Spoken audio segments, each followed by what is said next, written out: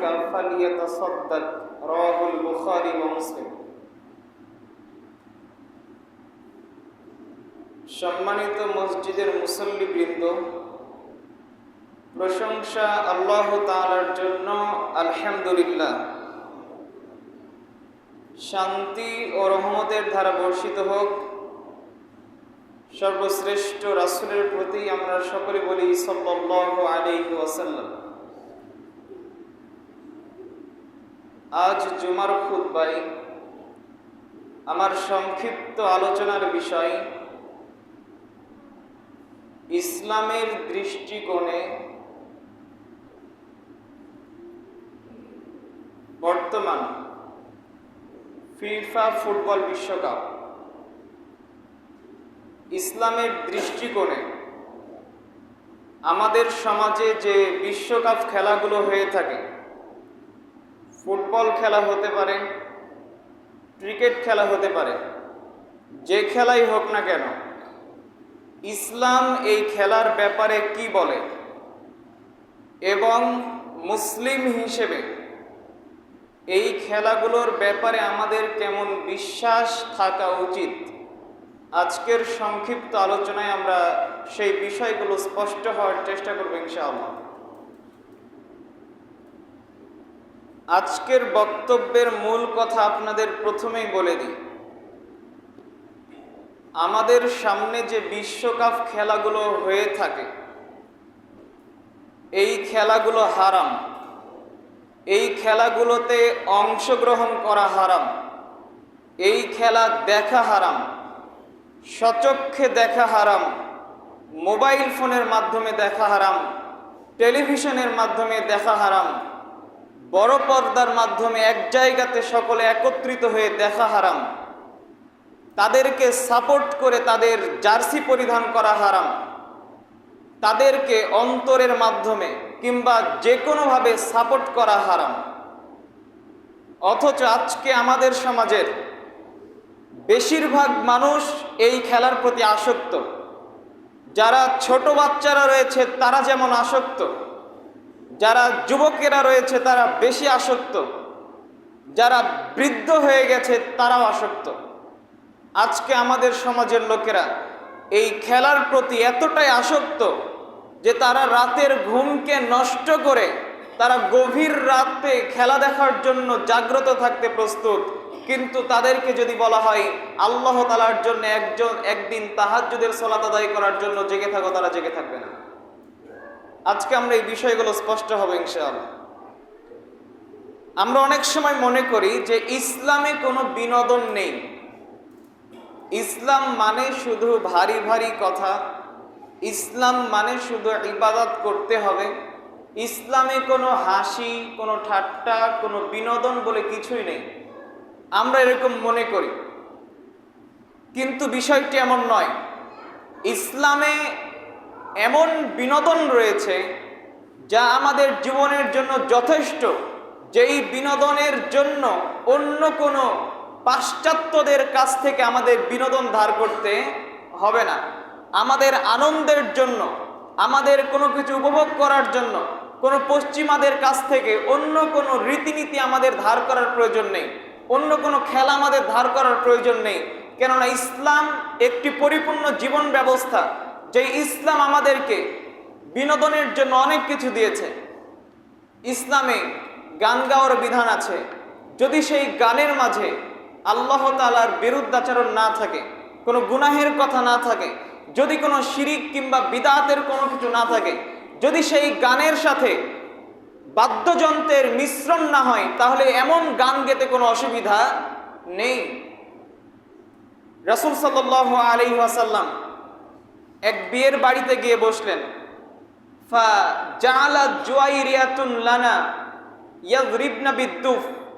রাবি বলছেন, সেই সময় আমাদের কিছু ছোট ছোট মেয়ে বাচ্চারা দুফ বাজানো শুরু করলো।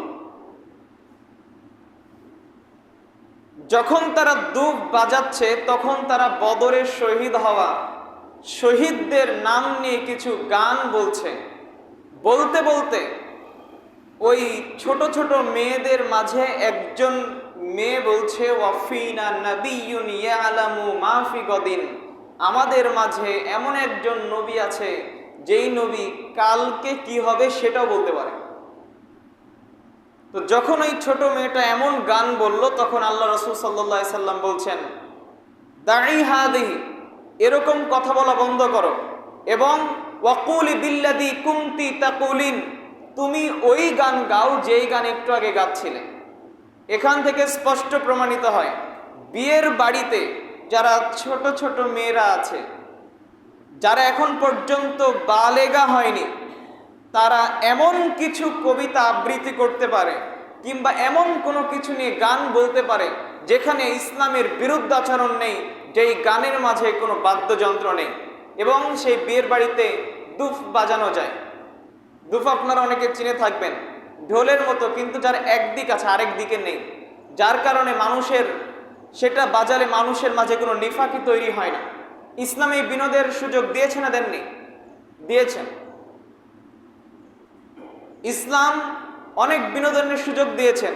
আয়েশা রাদিয়াল্লাহু তাআলা আনহা বলেন, রাসূল সাল্লাল্লাহু আলাইহি ওয়াসাল্লাম আমার বাড়ির দরজার সামনে এসে দাঁড়াতেন, তখন আমি দেখতাম হাবাসির যারা যোদ্ধারা রয়েছে তারা তাদের বর্শা দিয়ে খেলতো।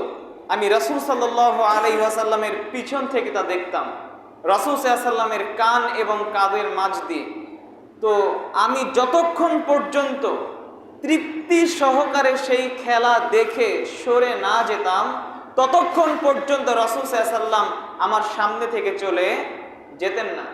তোমরা একবার হিসাব করো, একজন অল্প বয়সী মেয়ে খেলা দেখার প্রতি কতটা আগ্রহী হয়ে থাকে। একথা আয়েশা রাদিয়াল্লাহু আনহা বলছেন।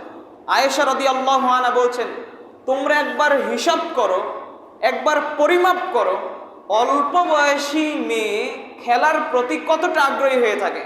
আয়েশা রাদিয়াল্লাহু আনহা অল্প বয়সী ছিলেন নাকি বেশি বয়সী ছিলেন? তার মানে তিনি দীর্ঘক্ষণ ধরে সেই খেলা দেখতেন, এবং তিনি খেলা দেখে যখন চলে যেতেন, রাসূল সাল্লাল্লাহু আলাইহি ওয়াসাল্লাম তখন যেতেন। তো ইসলাম এই জায়গাতে খেলার অনুমতি দিয়েছে না দেয়নি? দিয়েছেন। ইসলাম প্রতিযোগিতার ব্যবস্থা করেছে। আয়েশা রাদিয়াল্লাহু তাআলা আনহা বলেন, মরুভূমিতে আয়েশা রাদিয়াল্লাহু তাআলা আনহা এবং রাসূল সাল্লাল্লাহু আলাইহি ওয়াসাল্লাম দৌড়ের প্রতিযোগিতা করতেন যখন সফরে যেতেন। তো এরকম ভাবে স্বামী স্ত্রীর মাঝে কিছু আনন্দদায়ক কিছু কথা এবং কিছু খেলার ব্যবস্থা ইসলাম করেছে। কাজেই এই খেলার জন্য অন্য কোনো বিজাতি কোনো আদর্শ আমাদের ধার করার কোনো প্রয়োজন নেই। ইসলাম আমাদের মাঝে অসংখ্য প্রতিযোগিতার ব্যবস্থা করেছেন। সালমাত আল আকওয়াই রাদিয়াল্লাহু তাআলা আনহু বলেন, খরাজা রাসূলুল্লাহ সাল্লাল্লাহু আলাইহি ওয়াসাল্লাম আলা কওমিন মিন আসলাম, রাসূল সাল্লাল্লাহু আলাইহি ওয়াসাল্লাম আসলাম বংশের একদল লোকেদের কাছে গেলেন। গিয়ে রাসূল সাল্লাল্লাহু আলাইহি ওয়াসাল্লাম দেখলেন যে ইয়াতানাযালুনা বিসসুক, তারা সুক নামক জায়গাতে তীর নিক্ষেপের প্রতিযোগিতা করছে দুই দলে বিভক্ত হয়ে। সাহাবীরা কি নিক্ষেপের প্রতিযোগিতা করছে? কথা মনে হয় বুঝতে পারেননি আপনারা। রাসূল সাল্লাল্লাহু আলাইহি ওয়াসাল্লাম দেখলেন সাহাবীরা দুই দলে বিভক্ত হয়ে তীর নিক্ষেপের প্রতিযোগিতা করছে। তখন রাসূল সাল্লাল্লাহু আলাইহি ওয়াসাল্লাম বললেন, ইরমু বানি ইসমাইল, হে বানি ইসমাইল তোমরা তীর নিক্ষেপ করো। ফাইন্না আবাকুম ইসমাইল কানা রমিয়ান, কেননা তোমাদের পিতা ইসমাইল একজন তীরন্দাজ ছিলেন। তোমরা তীর নিক্ষেপ করো। আনা মা বানি ফুলানিন, তোমাদের দুই দলের এক দলের সাথে আমি রয়েছি। যখন রাসূল সাল্লাল্লাহু আলাইহি সাল্লাম এরকম কথা বললেন, তখন সাহাবীরা আমসাকু, তীর নিক্ষেপ করা বন্ধ করলেন। রাসূল সাল্লাল্লাহু আলাইহি সাল্লাম বললেন, তীর নিক্ষেপ করা বন্ধ করলেন কেন? তখন সাহাবীরা বলছে, আরে কিভাবে আমরা তীর নিক্ষেপ করি? আপনি যে দুই দলের এক দলের সাথে, তাদেরকে আপনি সহযোগিতা করছেন, আমি কি করে তীর নিক্ষেপ করি আমরা? তখন রাসূল সাল্লাল্লাহু আলাইহি সাল্লাম বললেন, ইরমু, তোমরা তীর নিক্ষেপ করো, আনা মাকুম কুল্লিকুম, আমি তোমাদের প্রত্যেকের সাথে রয়েছি। তাহলে এই জায়গাতে দুই দলের প্রতিযোগিতায় রাসূল সাল্লাল্লাহু আলাইহি ওয়াসাল্লাম উভয় পক্ষে ছিলেন কি ছিলেন না? ছিলেন। এখান থেকে আপনাদেরকে বোঝাতে চাইলাম, যেহেতু আজকে আমি আপনাদের সামনে বিশ্বকাপ ফুটবল নিয়ে আলোচনা করব, তো আপনাদেরকে দেখাচ্ছি ইসলাম কোনো প্রতিযোগিতাকে হারাম করে না। যে কোনো প্রতিযোগিতা হতে পারে, ইসলাম এটাকে সাপোর্ট করে। তবে ততক্ষণ পর্যন্ত এই প্রতিযোগিতাগুলো বৈধ হবে যতক্ষণ পর্যন্ত এই প্রতিযোগিতাগুলো হালাল হবে।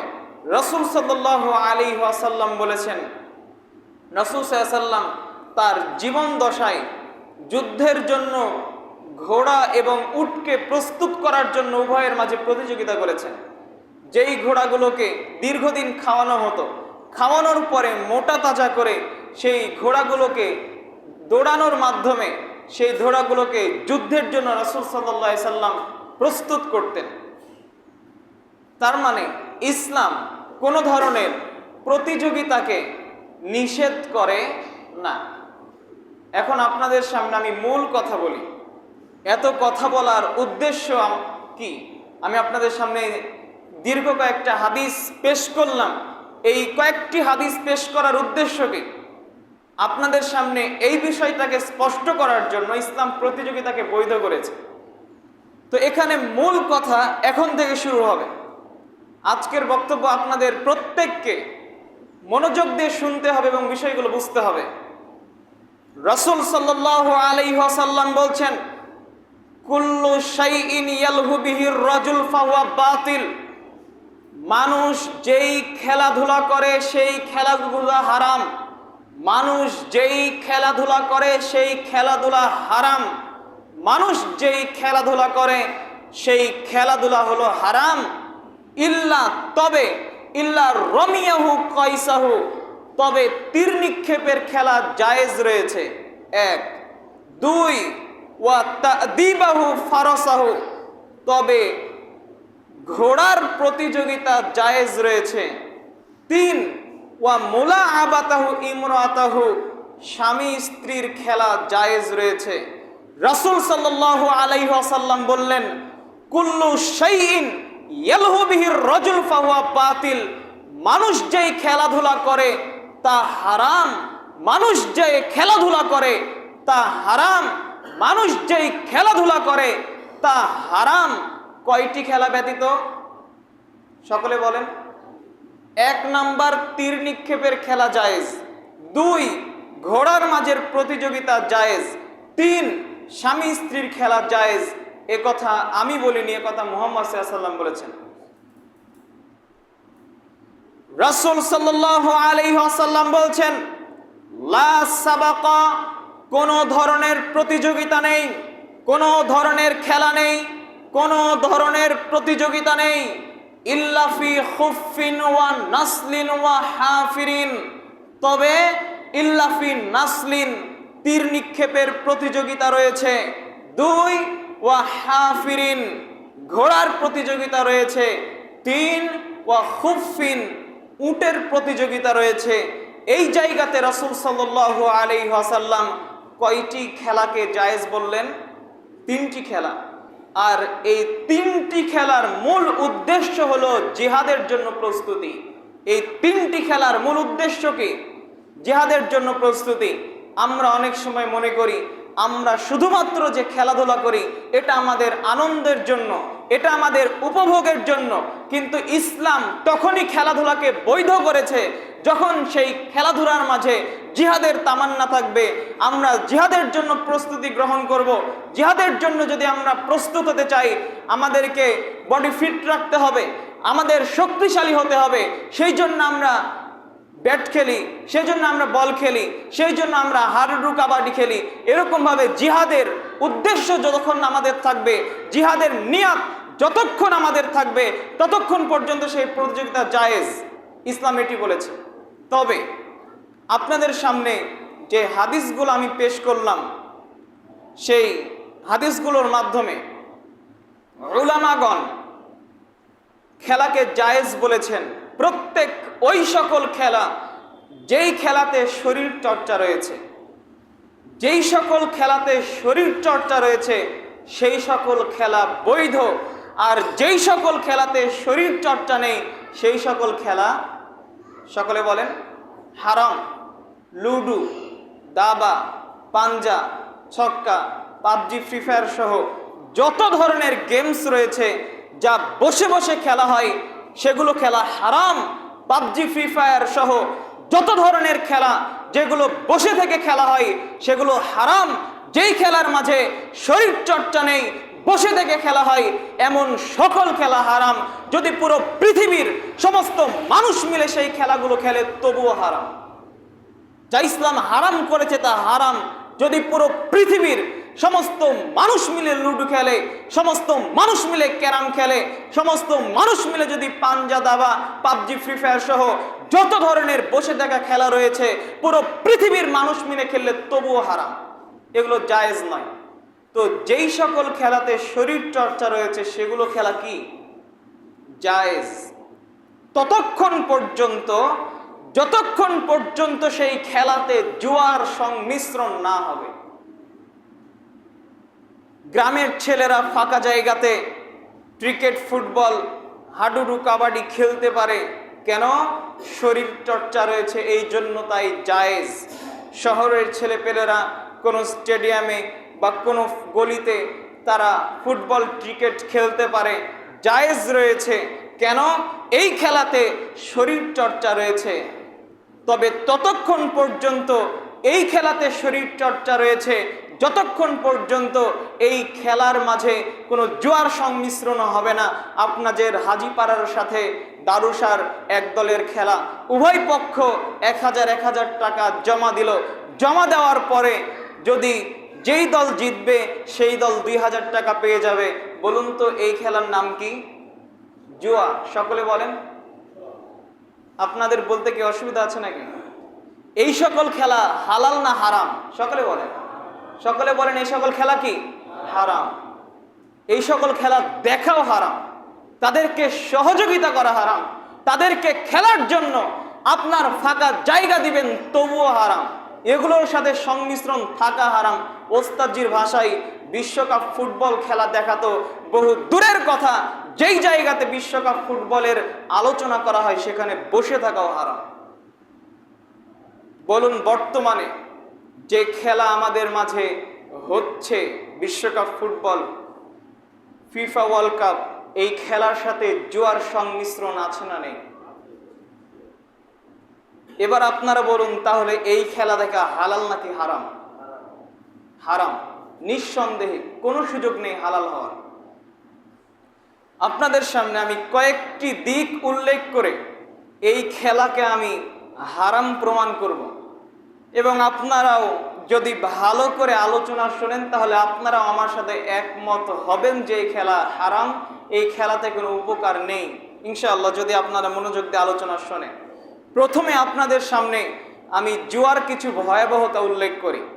আল্লাহ রাব্বুল আলামিন সূরা মায়েদার মধ্যে বলছেন, ইয়া আইয়ুহাল্লাযীনা আমানু, হে ঈমানদারগণ, ইন্নামাল খামরু ওয়াল মাইসির, নিশ্চয়ই মদ, জুয়া, ওয়াল আনসাব, মূর্তি, ওয়াল আজলাম, তীরের মাধ্যমে ভাগ্য পরীক্ষা করা, রিজসুম মিন আমালিশ শাইতান, শয়তানের একটা অপবিত্র কাজ।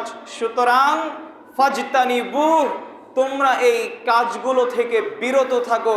লাআল্লাকুম তুফলিহুন, আশা করা যায় তোমরা সফলতা অর্জন করবে।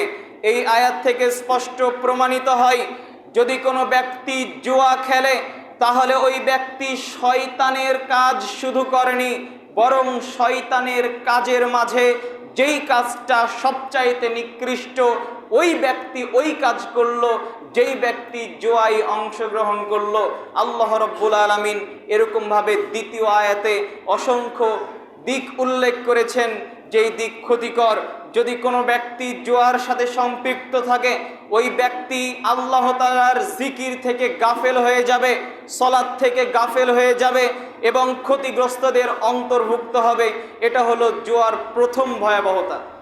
জুয়ার দ্বিতীয় ভয়াবহতা, পৃথিবীতে অনেক পাপ রয়েছে, পৃথিবীতে অনেক হারাম কাজ রয়েছে, কিন্তু সেই হারাম কাজের কথা বললেই যে তাকে কাফারা দিতে হবে, রাসূল সাল্লাল্লাহু আলাইহি সাল্লাম এরকম কথা বলেননি।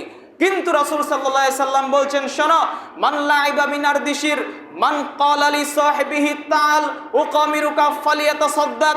কোন ব্যক্তি যদি তার বন্ধুকে বলে, আসো জুয়া খেলি, এখন পর্যন্ত জুয়া খেলেনি, শুধুমাত্র বলেছে আসো জুয়া খেলি, ফালিয়াতাসাদ্দাক, তাহলে তাকে কাফারা দিতে হবে।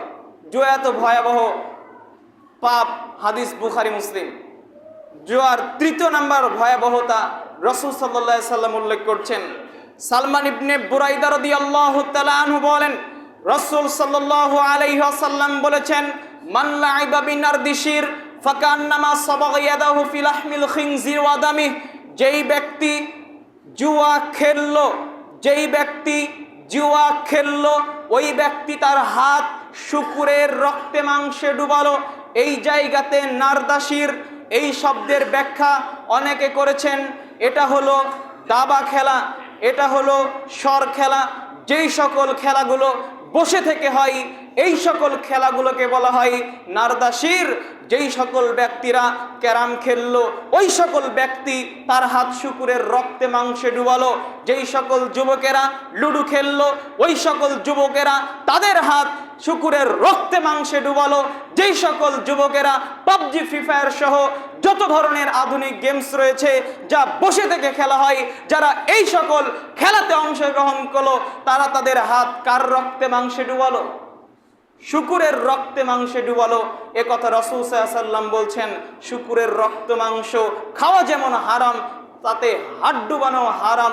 এরকম যত ধরনের বসে খেলা রয়েছে, সকল ধরনের খেলা হারাম। আজকে ছেলেকে আপনি 10 হাত ফোন কিনে দিয়েছেন, 10 হাত লম্বা ফোন। এই ফোন নিয়ে আপনার সন্তান পড়াশোনা থেকে বিমুখ হয়ে গেছে। আপনার ছেলের সামনে এসএসসি পরীক্ষা, ইন্টার পরীক্ষা, আপনার কাছে আবদার করেছে, আব্বু যদি আপনি আমাকে 14 হাত ফোন না কিনে দেন তাহলে আমি এই পরীক্ষায় ভালো রেজাল্ট করতে পারবো না। তখন আপনি আগ্রহী হয়ে, হ্যাঁ তোমাকে আমি 50 হাত ফোন কিনে দেব। তখন আপনার সন্তানকে আপনি এত বিশাল ফোন কিনে দিয়েছেন, যার কারণে আপনার যে সন্তান পিএসসিতে ভালো করেছে, জিএসসিতে ভালো করেছে, সেই সন্তান এসে আপনার এসএসসিতে গোল্লা হয়ে গেছে।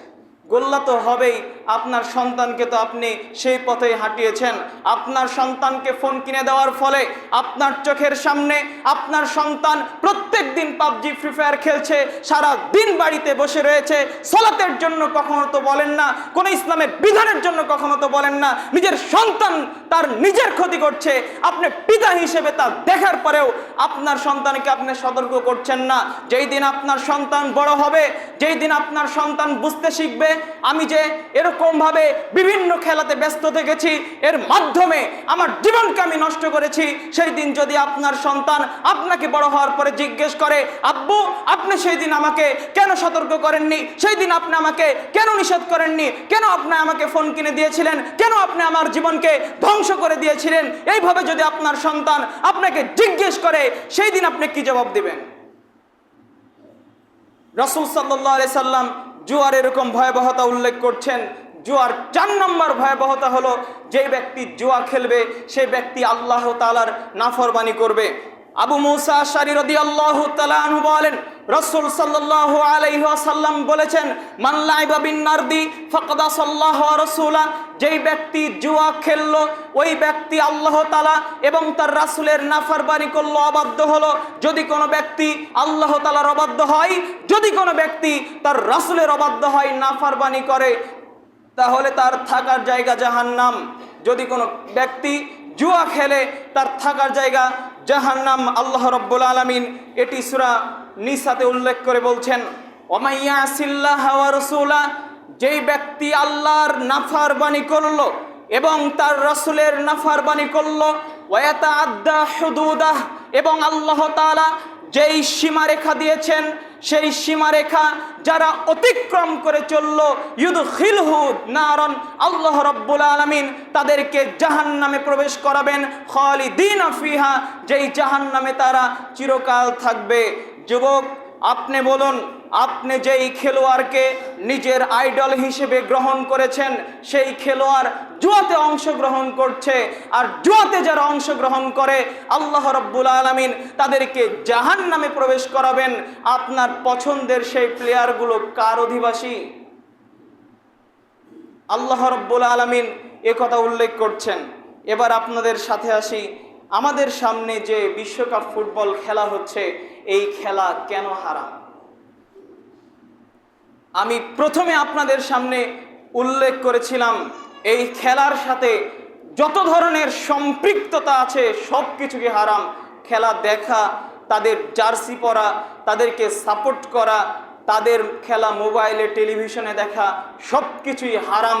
এগুলো যেখানে গল্প হয় সেখানে বসে থাকাও হারাম। এগুলোর সাথে কোনো মুসলিমের কোনো সম্পর্ক থাকতে পারে না। এর প্রথম কারণ হলো এই খেলার সাথে জুয়ার সংমিশ্রণ রয়েছে। এই খেলার সাথে কিসের সম্পর্ক রয়েছে?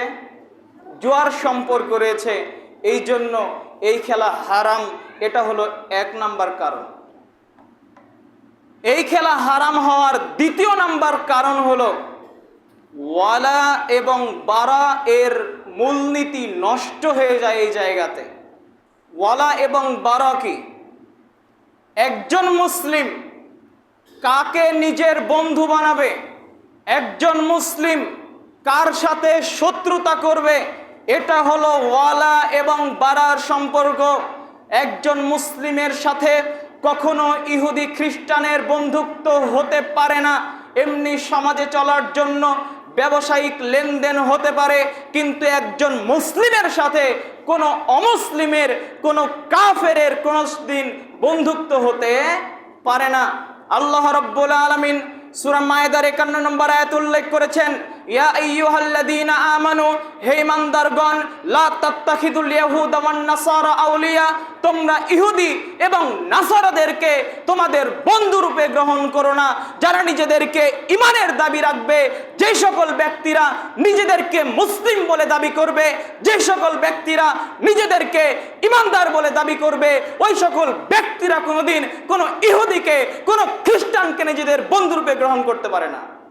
কিন্তু আজকে আমরা মুসলিমরা হয়ে সেই ইহুদি প্লেয়ারদেরকে বন্ধুরূপে গ্রহণ করেছি, তাদেরকে আমরা নিজেদের আপন করে নিয়েছি, তাদের জার্সি পরিধান করেছি, তাদের মতো করে চুল কেটেছি। আজকে সেই সকল ইহুদি খ্রিস্টান, সেই সকল প্লেয়ারদের জন্য আমাদের অন্তরে একটা ভালোবাসার জায়গা আমরা রেখে দিয়েছি। সেই জন্য তো সেই ইহুদি কোনো প্লেয়ার, সেই খ্রিস্টান কোনো খেলোয়াড়কে নিয়ে আজকে আমরা মুসলিমদের মাঝে বাকবিতণ্ড করি, আজকে আমরা মুসলিমদের মাঝে মারামারি করি, আমরা দলে ভাগ হয়ে যাই সেই ইহুদি খ্রিস্টান খেলোয়াড়কে নিয়ে একজন মুসলিম হয়ে আমরা আরেকজন মুসলিমকে অনলাইনে অনেক আক্রমণাত্মক কথা বলে থাকি। আমরা মুসলিমরা দলে দলে ভাগ হয়ে যাচ্ছি শুধুমাত্র ইহুদি খ্রিস্টান এই প্লেয়ারদের জন্য, অথচ উচিত ছিল তারা আমাদের শত্রু হবে। একজন ইহুদি খ্রিস্টান তো কখনো মুসলিমদের বন্ধু হতে পারে না। তারা হলো মুসলিমদের রক্তের শত্রু, তারা হলো মুসলিমদের চিরশত্রু। তারাই তো যারা আমাদের নবী মুহাম্মদ সাল্লাল্লাহু আলাইহি সাল্লামকে উহুদের ময়দানে দাঁতে আঘাত করে দাঁত শহীদ করে দিয়েছে। তারা তো ইহুদি খ্রিস্টান, যে সকল ইহুদিরা রাসূল সাল্লাল্লাহু আলাইহি সাল্লামকে তায়েফের ময়দানে পাথর মেরে রক্তাক্ত করেছে, যে সকল ইহুদিরা রাসূল সাল্লাল্লাহু আলাইহি সাল্লামকে প্রতিনিয়ত তার জীবন দশায় কষ্ট দিয়েছে। আজকে আমরা মুসলিমরা হয়ে সেই সকল ইহুদিদের জন্য আমাদের অন্তরে ঘৃণা ব্যতীত, আমাদের অন্তরে শত্রুতা ব্যতীত কেন আমরা তাদের জন্য আমাদের অন্তরে ভালোবাসা রাখতে পারি? এটা আমাদের প্রত্যেকটা যুবকের একটু চিন্তা করা দরকার। আমরা কেন তাদের আদর্শকে নিজেদের আদর্শ হিসেবে গ্রহণ করব? যদি কোনো ব্যক্তি আপনার জন্ম নিয়ে আপনাকে খারাপ কথা বলে, যদি বলে তোমার জন্ম আমি বিশ্বাস করি না, তোমার জন্মের ঠিক নেই, তাহলে সেই ব্যক্তিকে আপনার বন্ধু হতে পারে? তাহলে যেই ব্যক্তি আল্লাহ তাআলার অস্তিত্বকে অস্বীকার করে, আল্লাহ রাব্বুল আলামিনকে স্বীকার করে না, সে কিভাবে আমাদের বন্ধু হতে পারে? এই জন্য বিশ্বকাপ ফুটবল খেলা দেখা সব কিছুই হারাম। তৃতীয় নাম্বার কারণ হলো এর মাধ্যমে ইহুদি খ্রিস্টানের সাদৃশ্য হয়। আজকে ওই সকল যুবককে দেখে আমার অনেক কষ্ট লাগে, যখন রাস্তায় চলার সময় দেখি কোনো যুবক সেই ইহুদি খ্রিস্টানের জার্সি পরে হাঁটছে, তাদের প্যান্ট পরে হাঁটছে, তাদের একটা টুপি মাথায় দিয়েছে, তাদের কপালে একটা ব্যাজ বেঁধেছে, যে একটা ফিতা বেঁধেছে। যখন ওই সকল যুবকদেরকে আমি দেখি তখন আমার কষ্ট হয়, এরা কি আসলে উম্মাতে মুহাম্মাদি? এদের ব্যাপারেই কি রাসূল সাল্লাল্লাহু আলাইহি সাল্লাম এত সুসংবাদ দিয়েছেন? যারা আজকে রাসূল সাল্লাল্লাহু আলাইহি সাল্লামের আদর্শকে বাদ দিয়ে কোনো ইহুদি খ্রিস্টান খেলোয়াড়কে তারা নিজেদের আদর্শ হিসেবে গ্রহণ করেছে, এমনকি তাদের পোশাক পরিচ্ছদ নিজের জন্য করে নিয়েছে, এরাই কি উম্মাতে মুহাম্মাদি? রাসূল সাল্লাল্লাহু আলাইহি ওয়াসাল্লাম বলছেন, মান তাশাব্বাহা বিকওমিন ফাহুয়া মিনহুম। যেই ব্যক্তি যাদের অনুসরণ করে সে তাদের অন্তর্ভুক্ত, যেই ব্যক্তি যাদের অনুসরণ করে তাদের অন্তর্ভুক্ত। হে ইমানের দাবিদার যুবক, আজকে যদি আপনি ইহুদি খ্রিস্টানের অনুসরণ করেন, তাদের মতো যদি চুল কাটেন, তাদের মতো যদি আপনার পোশাক পরিচ্ছদ হয়, আপনি বলুন আপনি তাদের অন্তর্ভুক্ত নাকি আপনি মুসলিমদের অন্তর্ভুক্ত? আজকে মুসলিমরা তাদের অনুসরণ করে নিজের পোশাক বানিয়ে নিয়েছে। ওরকম অনেক বাড়ির উপরে দেখা যাবে 3-4টা পতাকা। হয়তোবা বাপ করে একদল, মা করে একদল, ছেলে করে একদল, মেয়ে করে একদল। এজন্য বাড়ির উপরে কয়টা পতাকা রয়েছে? আপনি বলুন, যাদের উপরে, যাদের বাড়ির উপরে এই পতাকাগুলো রয়েছে তারা কি আসলে মুসলিম নাকি অমুসলিম? তারা তো নিজেদেরকে মুসলিম দাবি করে, কিন্তু তাদের অনুভূতি কোথায় গেল? একজন ইহুদি খ্রিস্টান যারা মুসলিমদেরকে এক মসজিদে 70,000 মুসলিমদেরকে বন্দি করে আগুন লাগিয়ে একসাথে পুড়ে দিয়েছে, সেই মুসলিম সেই অমুসলিমদেরকে আজকে ভালোবেসে তাদের পতাকা 3-4টা লাগাচ্ছি, বিশাল বিশাল পতাকা। আমরা আবার নিজেদেরকে মুসলিম বলে দাবি করি, আমরা নিজেদেরকে আবার সালাফি বলে দাবি করি। এটার হারাম হওয়ার 4র্থ নাম্বার কারণ হলো খারাপ কাজের সহযোগিতা। আল্লাহ রাব্বুল আলামিন বলছেন, তাআওয়ানু আলাল বিররি ওয়াত তাকওয়া, তোমরা নেকির কাজে পরস্পরকে সহযোগিতা করো। ওয়ালা তাআওয়ানু আলাল ইসমি ওয়াল উদওয়ান, খারাপ কাজে তোমরা সহযোগিতা করো না। আপনি যখন মোবাইলে কোনো সেই হারাম জুয়ার খেলা দেখলেন, তা আপনার খেলার জন্য তাদের ভিউ বেশি হলো না হলো না? আপনি যে খেলা দেখবেন আপনার কাছ থেকে তাদের কাছে টাকা যাবে না যাবে না? অবশ্যই যাবে। তা আপনার এই দেখার কারণে তাদেরকে সহযোগিতা করা হয়, আপনি জুয়ার কাজে সহযোগিতা করে তাদের অন্তর্ভুক্ত হয়ে গেলেন। আল্লাহ রাব্বুল আলামিন বাঁচার তৌফিক দান করুন, আল্লাহুম্মা আমিন।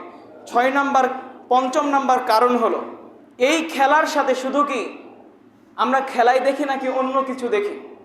সবসময় কি সেই মাঠের দিকে ক্যামেরা রাখা হয় নাকি ক্যামেরা মাঝে মধ্যে গ্যালারির দিকে দেওয়া হয়? তখন কত নগ্ন মেয়েরা যারা অর্ধলঙ্গ থাকে, যাদের শরীরে তেমন পোশাক থাকে না, আবার কিছু মেয়েরা উলঙ্গ হয়ে নাচার জন্য আলাদাভাবে থাকে কি থাকে না? মুরব্বী, আপনার জন্যই কষ্ট লাগে, আপনার মুখের দাড়ি সাদা হয়ে গেছে, মানে কবরে আপনি অতি শীঘ্রই চলে যাচ্ছেন। এখন পর্যন্ত সেই পতিতালয়ের রং মাখানো মেয়েদেরকে দেখার আশা আকাঙ্ক্ষা এখনো আপনার মধ্যে আছে। আপনি কি করে সেই মেয়েদেরকে দেখতে পারেন?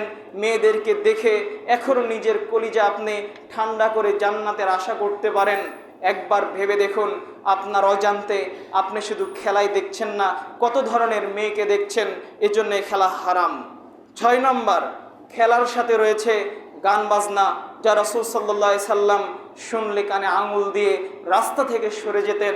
সেই জায়গাতে কানে আঙ্গুল দিয়ে রাস্তা থেকে সরে যাওয়া বহু দূরের কথা, আজকে মুসলিম হয়ে গান বাজনা আমরা কানের ভিতরে ইয়ারফোন দিয়ে শুনছি। বিষয়টি দুঃখের। 7 নাম্বার, যারা বিশ্বকাপ ফুটবলে খেলে এই খেলোয়াড়রা পর্দা অবলম্বন করে না। আপনারা জানেন যে একজন পুরুষের পর্দা কোন পর্যন্ত? একজন পুরুষের ছতর হলো মিনা সুররাতিলার রুকবা, হাঁটু থেকে মাজা পর্যন্ত।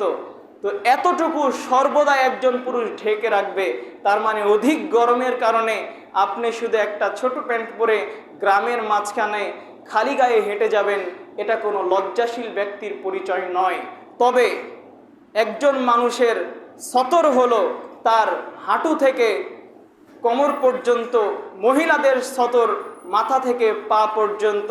যেই প্লেয়াররা সেখানে খেলাধুলা করে তাদের পোশাক কি হাঁটুর নিচ পর্যন্ত থাকে?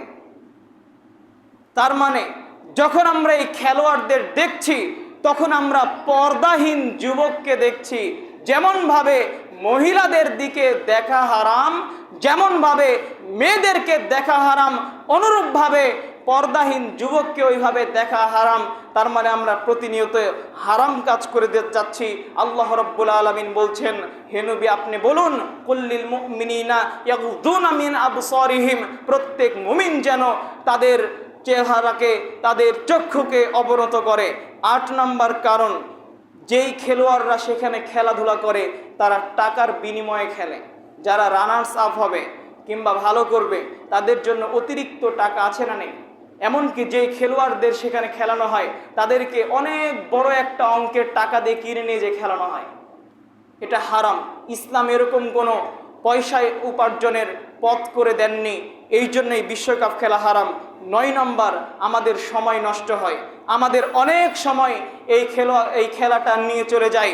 যেই দিন বিচারের মাঠ অনুষ্ঠিত হবে, যেই দিন সূর্য মাথার কাছাকাছি চলে আসবে, যেই দিন আপনার স্ত্রী সন্তান, আপনার ভাই, আপনার পিতামাতা আপনার কাছ থেকে পালিয়ে যাবে, সেই দিন আল্লাহ রাব্বুল আলামিন যখন জিজ্ঞেস করবেন, হে আমার বান্দা, অমুক দিন যেদিন বিশ্বকাপ খেলা হয়েছিল সেই দিন তুমি রাত 1টার সময় তুমি কি করছিলে?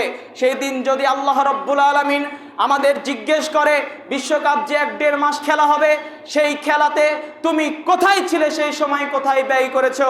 সেই দিনকে আমরা বলতে পারবো, ইয়া রাব্বুল আলামিন, আমরা সেই সময় জুয়ার খেলা দেখছিলাম, খেলা দেখে আমরা সময় অতিবাহিত করেছি।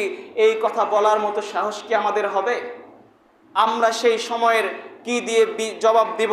বিষয়টি ভাববার। এই খেলা আমাদের ইমানি চেতনাকে নষ্ট করে, এই খেলা আমাদের ঘুমকে নষ্ট করে। আজকে মুসলিম যুবকদেরকে যখন বলা হয় আপনি একটু রাতের বেলা আসবেন, আপনাকে কোরআন শিক্ষা দেওয়া হবে, কিংবা আপনাকে কোনো তালিম দেওয়া হবে, কিংবা আপনি আজকে রাতে সালাত আদায় করবেন আল্লাহ তাআলাকে সাড়া দেওয়ার জন্য, একদিনও যুবক তাহাজ্জুদের সালাতে উঠলো না, কিন্তু রাত 1টা 2টা 3টার সময় যখন সেই বিশ্বকাপ খেলা হয় তখন ঠিকই একজন যুবক সেই জায়গাতে খেলা দেখার জন্য উঠে যাচ্ছে।